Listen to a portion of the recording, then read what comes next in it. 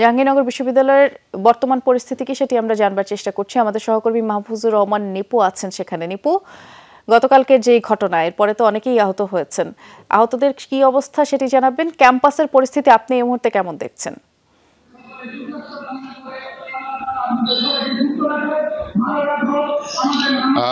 বৃষ্টি, আসলে গত রাতে এই সংঘর্ষের পর থমথমে অবস্থা বিরাজ করছে জাহাঙ্গীরনগর বিশ্ববিদ্যালয়ের ক্যাম্পাস।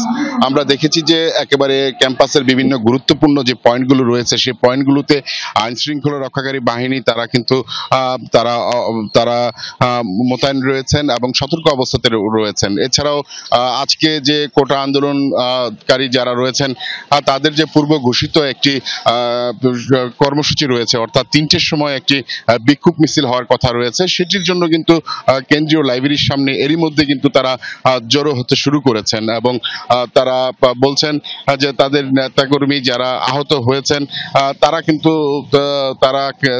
অনেকেই প্রাথমিক চিকিৎসা নিয়ে তারা এই সভায় যোগ দিচ্ছেন।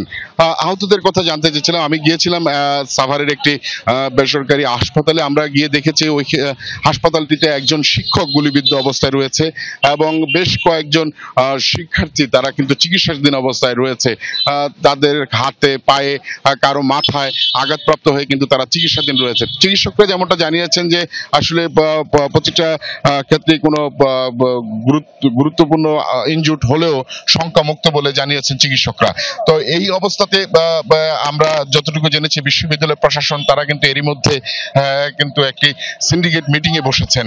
সিন্ডিকেট মিটিং এর পর সিদ্ধান্ত হবে যে বিশ্ববিদ্যালয়ে যে সামনের পথ চলা নিয়ে কি সিদ্ধান্ত হয় সেটি কিন্তু তারা আমাদেরকে জানিয়েবেন, এমনটি কিন্তু আমাদেরকে জানিয়েছেন। তবে এখন পর্যন্ত নতুন রেজিস্ট্রার ভবন যেটি রয়েছেন সেখানে কিন্তু সিন্ডিকেট মিটিংটি চলছে বিসির নেতৃত্বে।